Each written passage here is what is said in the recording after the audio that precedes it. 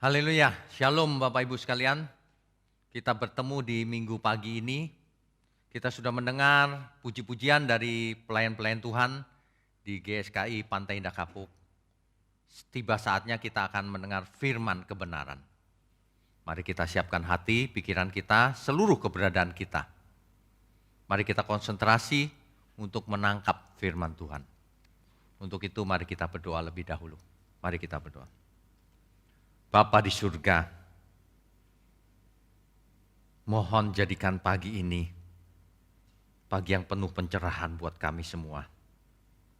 Berkati program ini, berkati pekerjaan Tuhan ini, agar kami semua boleh menjadi berkat. Dan firman ini didengar sampai ke ujung bumi. Didengar sampai ke seluruh bangsa di dunia.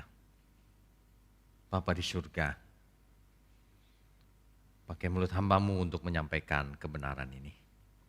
Hanya di dalam nama Tuhan Yesus kami berdoa. Amin. Amin. Bapak Ibu sekalian, di dalam hidup ini seringkali pencobaan itu datang. Tidak ada seorang pun di dunia ini yang tidak pernah mengalami pencobaan. Tidak ada. Dunia ini memang penuh dengan masalah. Tetapi bagaimana seseorang menghadapi masalah, itulah yang menjadi inti dari semua persoalan yang sebenarnya. Sejak awal manusia memang dihadapkan pada pencobaan. Adam diciptakan menurut gambar dan rupa Allah. Dan secara sengaja Tuhan menempatkannya di Taman Eden. Supaya apa? Supaya menghadapi si ular. Dan itu disengaja Tuhan. Mengapa? Sebab Adam harus diuji. Kalau ia menang, ia akan menjadi seperti yang Tuhan kehendaki. Sengaja dihadapkan dengan setan head to head. Muka dengan muka. Tapi apa yang terjadi? Hawa disesatkan oleh si ular itu.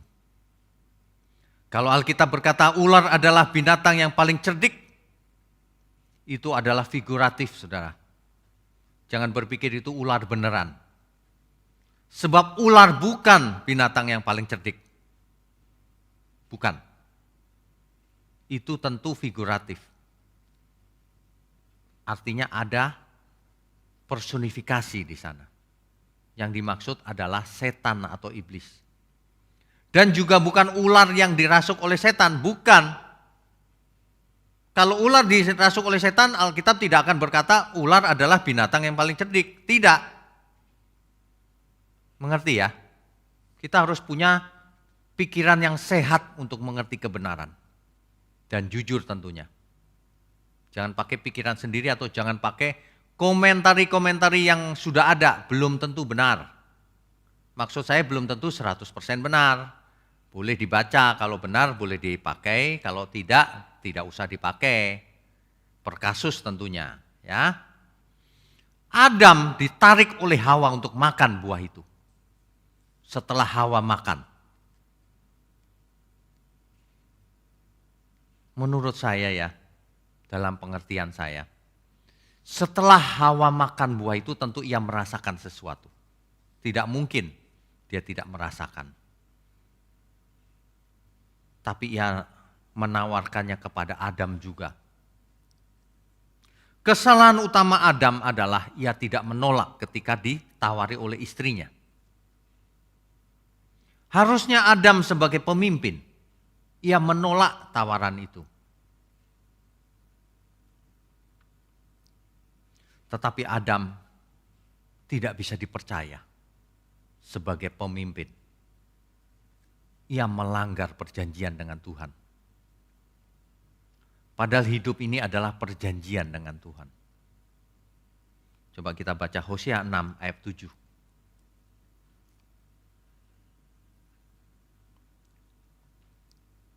Hosea pasal 6 ayatnya yang ke-7. Tetapi mereka itu telah melangkahi perjanjian di Adam. Di sana mereka telah berkhianat terhadap aku. Kalimat ini agak aneh. Melangkahi perjanjian di Adam katanya. Padahal Adam bukan nama lokasi. Di Eden mestinya begitu ya. Kalau di Adam ini maksudnya apa? Mestinya begini pengertiannya. Tetapi mereka itu telah melanggar perjanjian seperti Adam. Melanggar perjanjian. Adam disetting untuk menguasai bumi dengan seluruh isinya. Itu merupakan perjanjian. Perintah dari Tuhan. Untuk itulah Adam diciptakan. Malah Adam melanggar langsung perintah Tuhan yang cuma satu-satunya itu. Jangan kau makan buah itu. Malah dilanggar. Adam dalam hal ini lebih mendengar suara istrinya. Tentu saja lebih mendengar suara ular itu karena istrinya mendengar si ular. Dibandingkan dengan suara Allah. Sebab Allah berfirman, jangan kau makan, nanti kamu mati. Tetapi Adam mengabaikan perkataan Tuhan. Adam tidak percaya perkataan atau firman Allah bahwa ia akan mati kalau makan buah itu. Itu tidak percaya dia. Sebab kalau ia percaya tentu ia tidak makan. Demikian juga Hawa. Artinya berdua mereka tidak percaya. Sebab tidak mungkin mereka menginginkan kematian. Mengapa ia makan? Ia tidak percaya perkataan Tuhan. Atau minimal mereka anggap enteng perkataan Allah. Dalam hal ini Adam memang tidak bisa dipercaya. Ia melanggar perjanjian itu. Dalam hal ini Adam diadu dengan si iblis, kalah. Coba kita lihat kasus lain di dalam Alkitab. Ingat ya Bapak Ibu, kalau kita baca Alkitab, kita semua harus membacanya secara lengkap.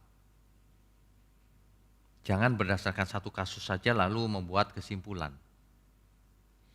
Adam jatuh, padahal Adam adalah nenek moyang seluruh manusia.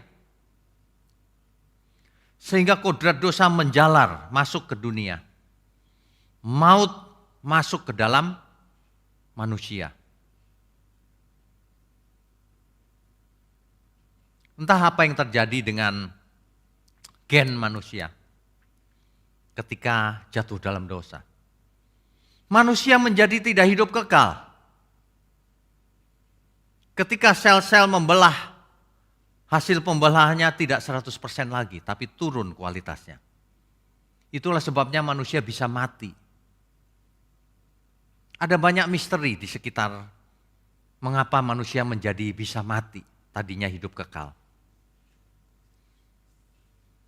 Kalau kita lihat tokoh lain, Yusuf. Ketika istri Potifar setiap hari menggodanya, setiap hari. Dan godaannya itu eksplisit loh, mengajak tidur Yusuf. Mengajak berhubungan Yusuf. Apa responnya Yusuf? Saudara harus ingat Yusuf ketika itu umurnya masih belasan tahun. 17 tahun ketika ia dijual. Tentu sangat sulit menolak cobaan ini. Sebab banyak anak muda jatuh ke dalam dosa seks. Ya. Coba kita baca Kejadian 39 ayat 7 sampai 9. Kejadian pasal 39 ayatnya yang ke 7 sampai 9. Saya bacakan ya. Selang beberapa waktu istri tuannya memandang Yusuf dengan birahi. Rupanya istri Potifar ini birahi melihat Yusuf. Lalu katanya, marilah tidur dengan aku. Tetapi apa yang dikatakan oleh Yusuf? Tetapi Yusuf menolak dan berkata kepada istri tuannya itu, dengan bantuanku, tuanku itu tidak lagi mengatur apa yang ada di rumah ini. Dan ia telah menyerahkan segala miliknya pada kekuasaanku. Yusuf menguasai seluruh milik Potifar. Bahkan di rumah ini ia tidak lebih besar kuasanya daripadaku. Bayangkan, kekuasaannya Potifar didelegasikan kepada Yusuf. Yusuf boleh melakukan apa saja di rumah itu. Dan tiada yang tidak diserahkannya kepadaku selain daripada engkau. Semua diserahkan kecuali istrinya tentu saja tidak diserahkan kepada Yusuf. Sebab engkau istrinya. Bagaimanakah mungkin aku melakukan kejahatan yang besar ini dan berbuat dosa terhadap Allah? Inilah kunci mengapa Yusuf tidak jatuh ke dalam dosa. Bagaimana mungkin aku berbuat jahat? Yaitu menyalahgunakan kepercayaan tuannya yang diberikan kepadanya untuk mengelola seluruh isi rumahnya. Jadi sebagai hamba, budak, Yusuf diberi kepercayaan oleh tuannya. Dan Yusuf adalah budak yang baik. Bagaimana mungkin aku berbuat jahat? Menyalahgunakan kekuasaan atau kepercayaan yang diberikan kepada Yusuf oleh tuannya. Itulah mengapa Yusuf tidak jatuh dalam dosa. Sebab ia memegang teguh kepercayaan yang diberikan kepadanya. Hari ini banyak orang jatuh ke dalam dosa. Sebab ia tidak bisa dipercaya. Banyak orang tidak bisa dipercaya. Dipercaya menjadi bendahara korupsi. Dipercaya memegang toko korupsi. Dipercaya memegang bisnis. Dibawa lari modalnya. Memang rusak karakternya, tidak bisa dipercaya. Makanya jatuh ke dalam dosa. Tapi Yusuf punya integritas yang sempurna. Ia tidak mau bersalah kepada tuannya yang di bumi. Dalam hal ini Potifar. Dan berbuat dosa kepada Allah. Ia tidak mau berbuat dosa kepada Allah. Itulah yang menjadi landasan bagi Yusuf sehingga ia tidak pernah jatuh ke dalam dosa. Hal ini hendaknya menjadi pelajaran buat kita semua. Apalagi kita sudah hidup di bawah, tidak hidup di bawah hukum Taurat lagi. Apalagi kita sudah hidup di zaman perjanjian baru, di zaman Roh Kudus tinggal dalam diri kita. Di zaman Tuhan Yesus sudah menebus kita. Di zaman Alkitab sudah lengkap. Di zaman gereja. Mestinya kita jauh lebih hebat dibanding Yusuf. Mestinya kita malu kalau kita berbuat dosa kepada Yusuf. Yusuf integritasnya luar biasa. Kekurangan banyak manusia hari ini adalah tidak punya integritas. Ketika sekolah, baru lulus sarjana, sudah sombong merasa hebat. Tidak punya integritas. Baru kaya sedikit, sudah sombongnya minta ampun. Baru kaya sedikit pikirannya sudah kawin lagi. Baru diberi kepercayaan sedikit, sudah korupsi.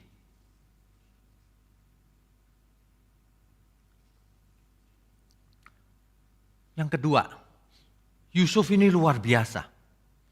Ia tidak panas hatinya.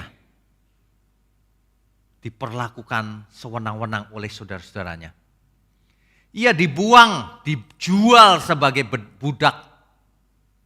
Padahal Yusuf di rumah diperlakukan istimewa oleh ayahnya.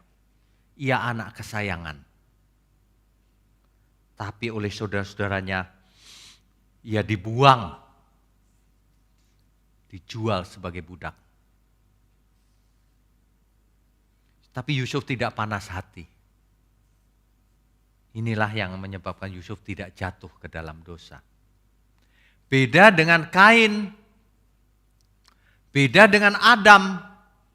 Kalau Adam tidak takut itu berbuat dosa kepada Allah, ia makan buah itu.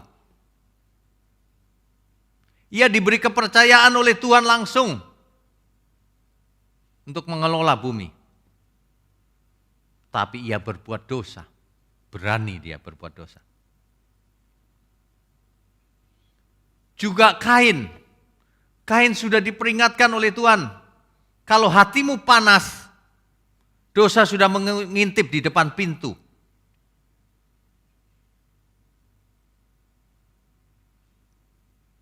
Dan maut sudah mengancam. Tapi Kain melampiaskan panas hatinya dengan membunuh adiknya. Akhirnya ia jatuh ke dalam dosa, membunuh adiknya. Yusuf tidak demikian. Ia tidak panas hati. Kalau kita belajar dari Yusuf saja, harusnya kita tidak jatuh dalam dosa. Siapa yang masih panas hati kepada orang-orang yang mengkhianati kita? Yang masih panas hati kepada saudara-saudaranya yang suka bully kita? Segera bertobat sebelum jatuh ke dalam dosa. Sebelum jatuh ke dalam pencobaan.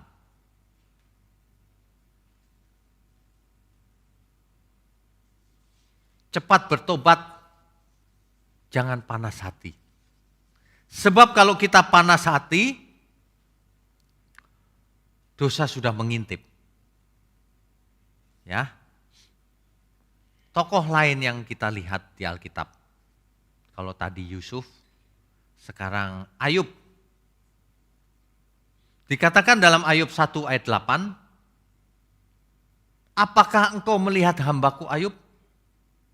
Dalam kalimat itu tersirat bahwa Tuhan membanggakan Ayub, sebab Ayub adalah orang benar di zamannya. Tidak ada yang seperti Ayub. Tuhan mengizinkan iblis untuk mencobai Ayub. Ayub 1 ayat 12. Sengaja loh. Tuhan mencobai iblis, Tuhan mengizinkan iblis untuk mencobai Ayub itu sengaja loh. Tetapi tidak boleh sampai mati. Ayub 2 ayat 6. Ayub tentu tidak tahu dialog antara iblis dan Tuhan yang terjadi di surga. Tidak tahu. Yang Ayub tahu adalah harta bendanya habis. Anak-anaknya mati. Luka yang busuk ada di seluruh tubuhnya. Itu yang Ayub tahu. Istrinya malah berharap supaya Ayub mengutuki Tuhan lalu mati. Ini contoh istri yang gak benar ini. Ayub sudah sedih luar biasa, ia bingung mengapa hal ini terjadi. Meskipun ia tidak berbuat dosa, istrinya malah menyumpahi supaya Ayub mati. Bahkan sahabat-sahabat Ayub menuduh Ayub telah berbuat dosa. 3 sahabat karibnya, Elifas, Bildad, dan Zofar, malah menuduh Ayub, kamu pasti buat dosa, tidak mungkin gak buat dosa kena kutukan begini. Begitu kira-kira. Ayub amat sangat menderita. Amat sangat menderita. Ayub 2 ayat 12 sampai 13. Meskipun Ayub sempat mengeluh, tetapi akhirnya ia menyerah ketika Tuhan menjawabnya. Coba kita baca Ayub 38 ayat 1. Ayub pasal 38 ayatnya yang pertama.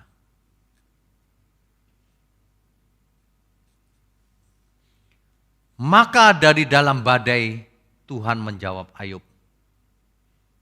Nanti silakan dibaca. Tuhan menantang Ayub. Siapakah dia yang menggelapkan keputusan dengan perkataan-perkataan yang tidak berpengetahuan? Tuhan marah loh. Bersiaplah engkau sebagai laki-laki, aku akan menanyai engkau supaya engkau memberitahu aku. Ayub ditantang sama Tuhan. Tapi akhirnya Ayub menyerah juga. Ayub tahu diri. Ayub merendahkan diri di hadapan Tuhan. Itu Ayub pasal 40 ayat 3-5. Maka jawab Ayub kepada Tuhan, sesungguhnya aku ini terlalu hina. Jawab apakah yang dapat kuberikan kepadamu? Mulutku kututup dengan tangan. Satu kali aku berbicara tetapi tidak akan kuulangi. Bahkan 2 kali tetapi tidak akan kulanjutkan. Ayub tahu. Ayub tahu posisinya di hadapan Tuhan. Akhirnya Ayub menyesal dan mencabut perkataannya.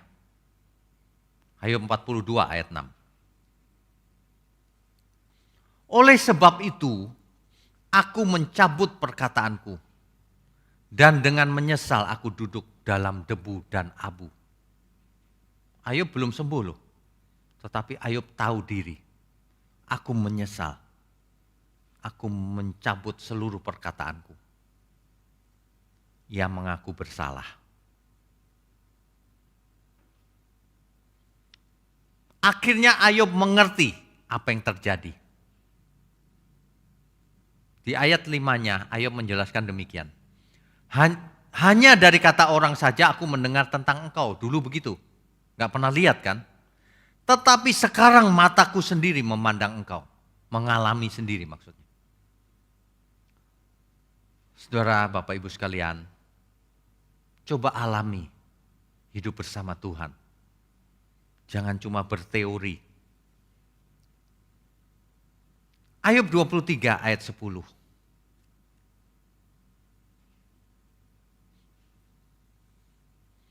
Karena ia tahu jalan hidupku. Seandainya ia menguji aku akan timbul seperti emas. Ayub mengerti, rupanya ujian-ujian itu dimaksudkan supaya kita lulus. Kalau iblis mencobai supaya kita jatuh. Tapi Tuhan mengizinkan pencobaan sebagai ujian supaya kita lulus. Supaya kita timbul sebagai emas. Supaya kita menjadi anak-anak Allah yang maha tinggi. Yang memiliki integritas. Yang dalam segala keadaan tetap menang. Ada amin?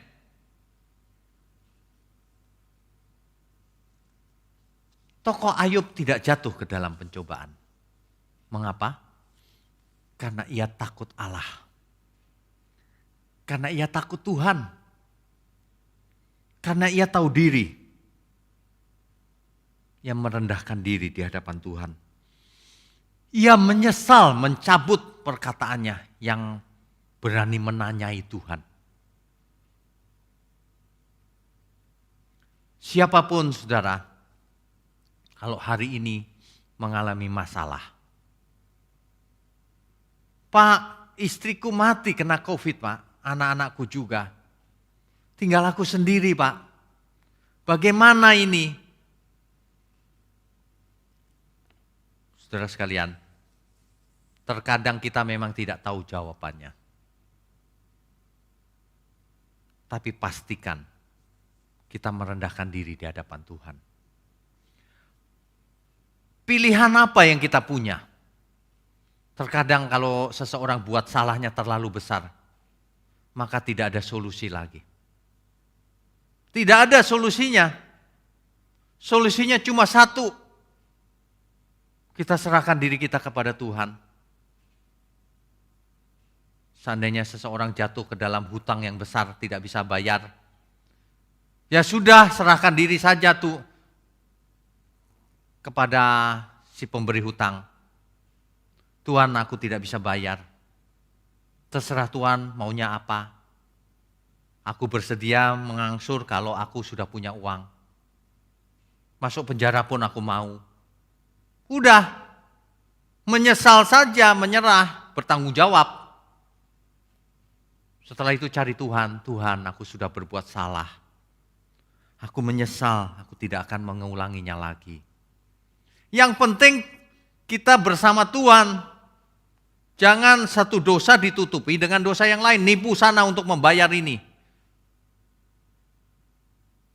Gali lubang, tutup lubang. Tidak selesai-selesai masalahnya.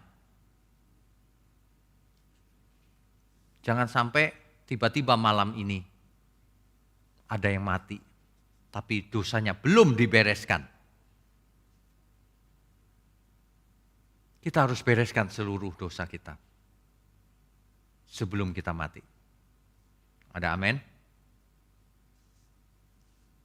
Jangan berkata masih muda Pak, masih muda bisa serangan jantung mendadak. Jangan terlalu yakin. Kita harus cari Tuhan semaksimal mungkin. Selagi masih ada waktu. Amin ya.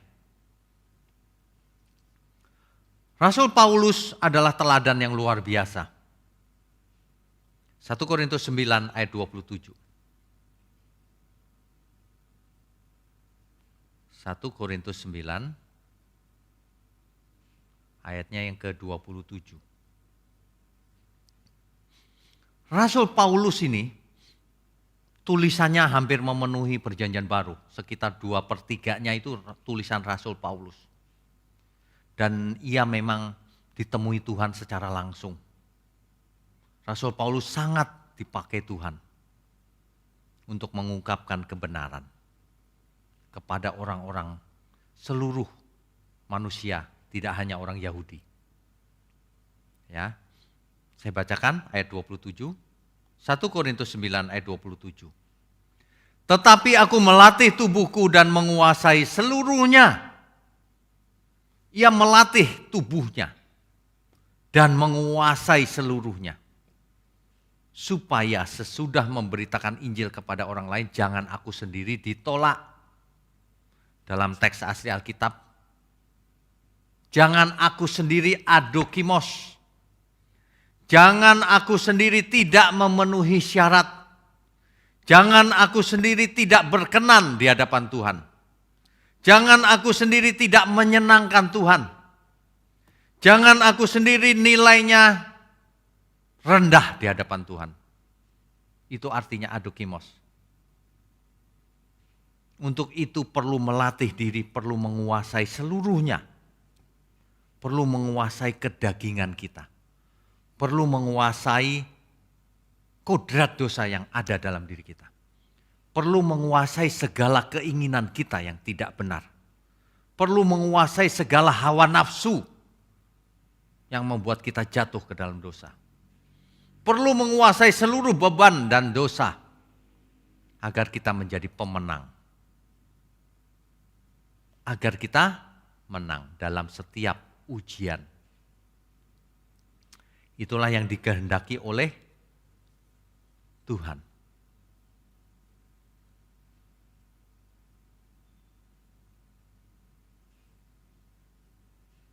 Tokoh yang sangat sempurna tentunya yang akan kita bahas di kasus terakhir adalah Tuhan sendiri, Tuhan Yesus. Ketika Tuhan Yesus dicobai oleh iblis, apa yang dilakukan Tuhan? Coba nanti dibaca Matius 4 ayat 3 sampai 10. Kita baca saja ya. Matius 4 ayat 3 sampai 10. Inilah puncak dari segala cobaan. Iblis berani mencobai Tuhan Yesus. Ayat 3. Lalu datanglah si pencoba itu dan berkata kepadanya, kepada Tuhan Yesus. Jika engkau anak Allah, perintahkanlah supaya batu-batu ini menjadi roti. Ayat keempat, tetapi Yesus menjawab, ada tertulis manusia hidup bukan dari roti saja. Kalau manusia hidupnya hanya dagingnya tentu hanya roti cukup. Tapi manusia mempunyai jiwa dan roh. Tidak cukup roti. Tetapi dari setiap firman yang keluar dari mulut Allah. Kemudian iblis membawanya ke kota suci dan menempatkan dia di bubungan bait Allah. Di tempat yang paling atas, di atap bait Allah. Lalu berkata kepadanya, jika engkau anak Allah, jatuhkanlah dirimu ke bawah, sebab ada tertulis. Waduh, iblis ini bisa loh pakai ayat Alkitab untuk mencobai Tuhan Yesus. Sebab ada tertulis di situ maksudnya adalah sebab tertulis di kitab suci, yaitu di perjanjian lama. Mengenai engkau, ia akan memerintahkan malaikat-malaikatnya dan mereka akan menatang engkau di atas tangannya, supaya kakimu jangan terantuk kepada batu. Tuhan diajak ke bubungan bait Allah lalu disuruh terjun. Sebab ada firman tertulis, nanti malaikat akan datang memegang supaya tidak jatuh terantuk kepada tanah. Ada loh ayatnya. Tapi Tuhan menggunakan ayat lagi bahwa kamu tidak boleh pakai ayat itu. Ya. Yesus berkata kepadanya, ada pula tertulis. Ini perang ayat, perang firman. Janganlah engkau mencobai Tuhan Allahmu. Enggak boleh mencobai Tuhan. Pakai ayat-ayat lagi. Yesus berkata kepadanya, janganlah engkau mencobai Tuhan Allahmu. Dan iblis membawanya pula ke atas gunung yang sangat tinggi. Dan memperlihatkan kepadanya semua kerajaan dunia dengan kemegahannya. Dan berkata kepadanya, semua itu akan kuberikan kepadamu jika engkau sujud menyembah aku. Kurang ajar ini si iblis. Tuhan ditawari kekayaan seluruh dunia. Syaratnya sederhana, cuma satu, menyembah iblis. Waduh, syarat itu bukan sederhana. Syarat itulah yang membinasakan ketika seseorang menyembah iblis untuk mendapatkan seluruh dunia.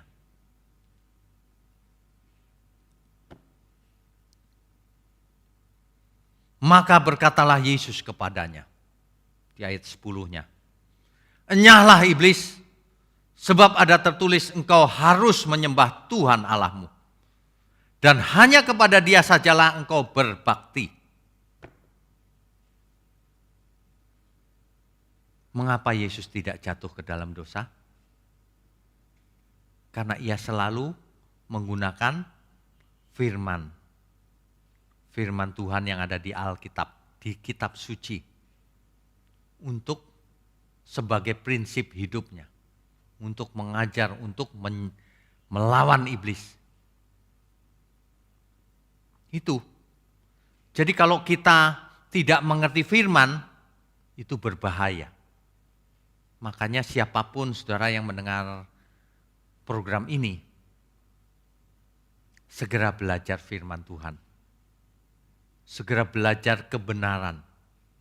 Orang yang tidak mengerti kebenaran, dijebloskan, ditipu, diperdaya oleh iblis.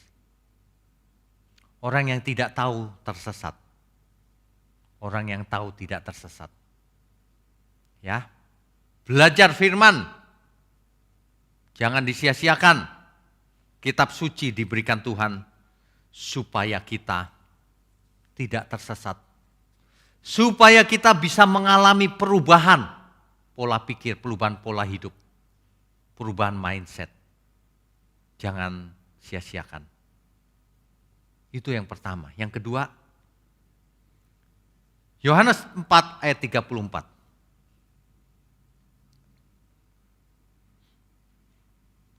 Kata Yesus kepada mereka, makananku ialah melakukan kehendak Dia yang mengutus aku dan menyelesaikan pekerjaannya.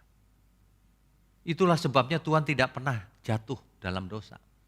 Sebab ya makananku, filosofinya seperti itu. Makananku ialah melakukan kehendak Dia yang mengutus aku dan menyelesaikan pekerjaannya. Kalau kita tidak mau jatuh dalam dosa, maka kita harus punya filosofi yang sama. Makananku ialah melakukan kehendak Tuhan yang mengutus aku dan menyelesaikan pekerjaannya. Jadi hidup ini hanya melakukan kehendak Tuhan dan menyelesaikannya. Pasti tidak jatuh dalam dosa. Tapi sulit, Pak. Tidak ada yang sulit, tidak ada yang tidak mungkin. Kalau kita mau melakukannya. Kalau kita nekat, kita dengan serius, sungguh-sungguh. Kalau kita mengasihi Tuhan, kalau kita takut akan Tuhan. Banyak orang tidak takut akan Tuhan. Ya. Yang ketiga, kita baca Markus 14 ayat 36.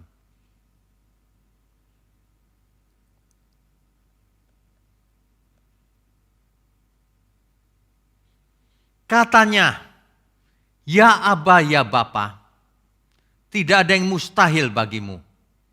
Ambillah cawan ini daripadaku. Tuhan sempat berpikir, cawan ini kalau bisa kau ambil Bapak. Karena berat. Bebannya berat menebus dosa manusia itu. Tetapi kuncinya, tetapi janganlah apa yang aku kehendaki, melainkan apa yang kau kehendaki. Kalau kita tidak mau jatuh dalam dosa, matikan diri sendiri. Bukan apa yang ku kehendaki, tapi Tuhan, kehendakmu Tuhan. Itu prinsipnya. Hari ini banyak sekali ajaran yang justru keinginan manusianya ditimbulkan. Kau pengen apa? Imani. Itu pelajaran itu merusak. Kedagingan manusia kalau dipancing keluar dia. Aku pengen tas mewah, aku pengen ini, pengen itu. Dalam nama Yesus lagi. Aku imani. Hidup nanti keinginannya dan hawa nafsunya. Kalau baru bertobat boleh, masih belum mengerti. Tapi kalau sudah Kristen lama masih begitu, nanti jatuh dalam dosa biasanya. Perhatikan, banyak hamba Tuhan jatuh ke dalam dosa. Kalau enggak dosa seks, dosa uang. Teologi kemakmuran. Mengapa? Karena prinsipnya tidak sama dengan prinsipnya Tuhan Yesus. Mestinya iman yang paling hebat itu adalah biarlah kehendakmu yang jadi, bukan kehendakku. Itu bukannya aku klaim pasti terjadi. Itu bukan iman yang dewasa. Itu kanak-kanak. Dari dulu kok tidak bertumbuh terus imannya. Ini merusak cara berpikirnya orang Kristen, orang percaya. Merusak iman. Iman itu justru penyerahan terhadap Tuhan. Tuhan terserah. Kalau aku harus mati, aku menyerah kepadamu. Kalau aku harus mengalami masalah ini, tidak masalah asal itu engkau izinkan. Begitu. Ada amin ya Bapak Ibu ya. Rahasia ini sebenarnya sudah tercatat di Alkitab. Cuma orang tidak teliti dan tidak membacanya secara lengkap. Tidak diambil konteks inti konteksnya.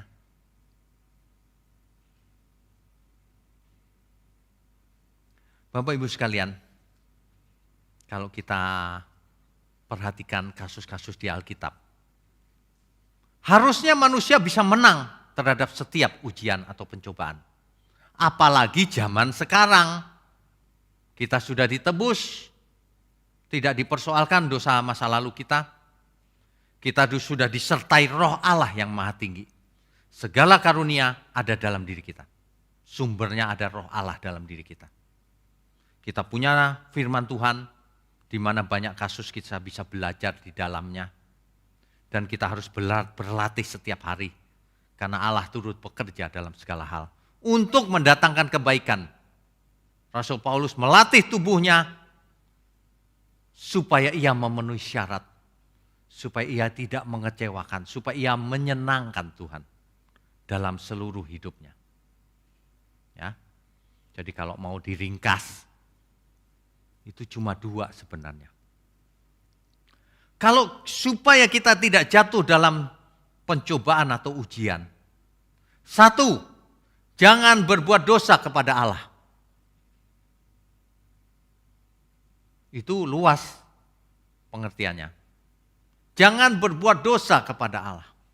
Seperti Yusuf takut berbuat dosa. Kalau hari ini orang tidak takut berbuat dosa, itu artinya bukan orang percaya sebenarnya. Meskipun ke gereja. Jangan berbuat dosa, jangan bersalah kepada Allah. Artinya kita mengasihi Dia. Yang kedua, jangan berbuat dosa jangan bersalah kepada sesama. Bahkan kita harus mengasihinya. Itu sebenarnya. Iman itu artinya kita punya integritas juga, bisa dipercaya. Kalau Tuhan mempercayakan keselamatan itu untuk kita alami, maka tanggung jawab kita lah untuk meresponinya. Jangan tidak meresponi. Respon terhadap anugerah itulah yang akan menyenangkan Tuhan. Selalu ingat penyertaan Tuhan. Orang yang berbuat dosa itu ya, dia pasti tidak ingat bahwa Tuhan menyertainya. Enggak punya malu itu artinya. Tidak takut Tuhan. Mestinya kita semua bisa dipercaya setia. Tidak mau berbuat jahat kepada tuan yang ada di bumi ini. Karyawan enggak boleh jahat sama tuannya. Semua harus tunduk kepada pemimpin. Jangan jahat. Ciri kebenaran itu bisa dipercaya. Setia. Jangan panas hati. Dihapus, dibuang semua sakit hati yang ada. Bersihkan hati kita. Percaya dalam segala keadaan. Ingat Tuhan menyertai kita. Jangan bersungut-sungut. Selalu melatih diri seperti Rasul Paulus. Kuasai seluruh hidup kita.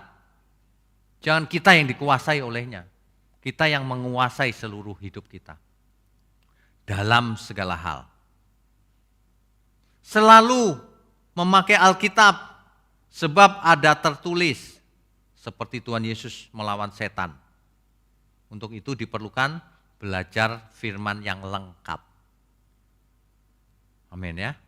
Hari ini teknologi begini luas, tersedia, sehingga kita bisa belajar secara online. Tidak ada alasan apapun untuk tidak bisa belajar. Karena teknologi online sudah tersedia juga. Jadi prioritas dalam hidup kita haruslah kepentingan Tuhan. Maka tidak akan pernah kita jatuh dalam dosa. Ketika dosa itu mengintip di depan pintu, ada godaan.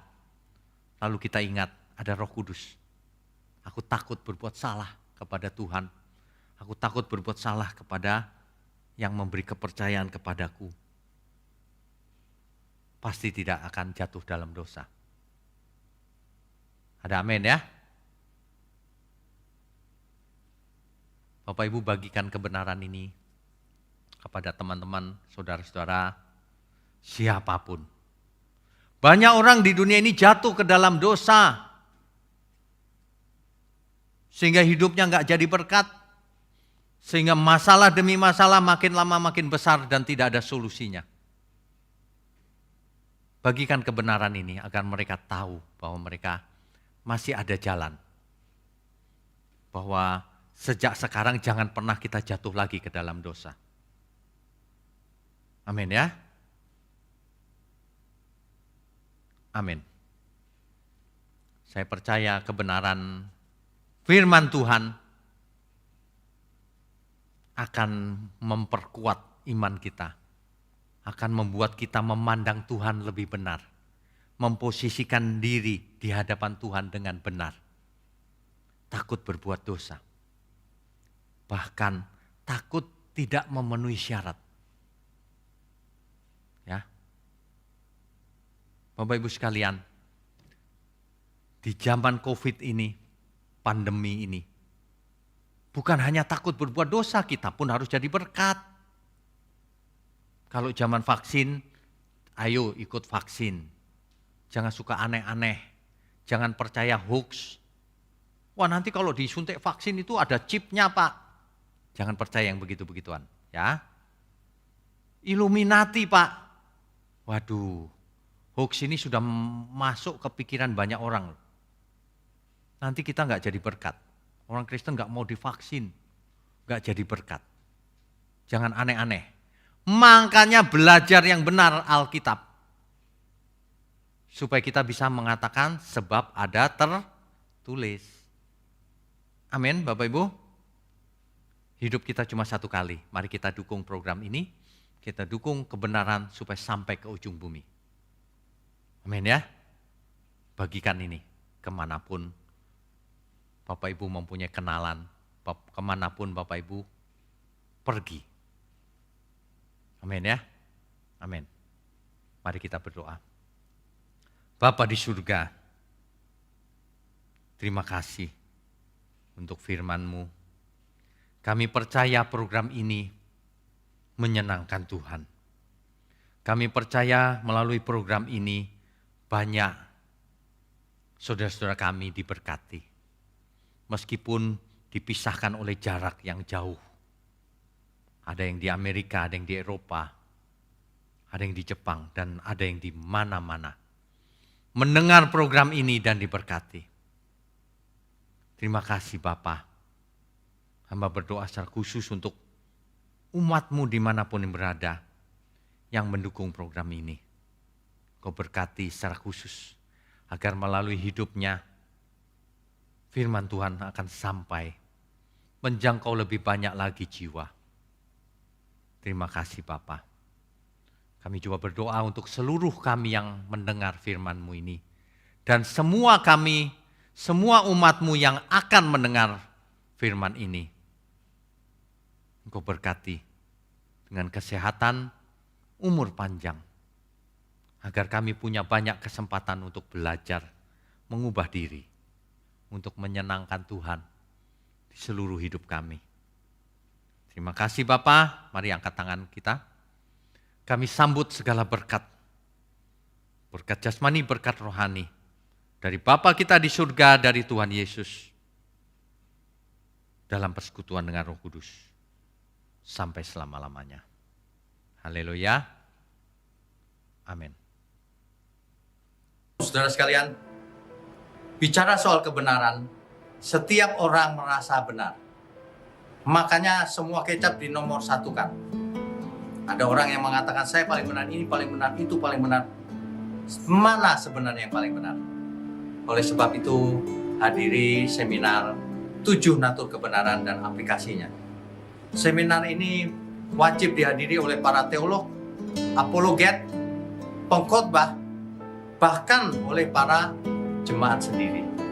Agar kita bisa membedakan manakah yang benar, manakah yang salah. Inilah alat uji kebenaran yang sangat objektif dan Alkitabnya. Pastikan saudara ikut dan ajak seluruh saudara dan sahabat-sahabat. Bapak-bapak dan ibu-ibu yang terkasih dimanapun berada, yuk kita belajar pelajaran Alkitab bersama secara online. Setiap hari Rabu jam 7 malam bersama pendeta Bapak Wignio Tanto secara online, bisa melalui Zoom. Tetapi kita harus mendaftarkan dulu ke nomor berikut ini. Selamat bergabung dan Tuhan Yesus memberkati.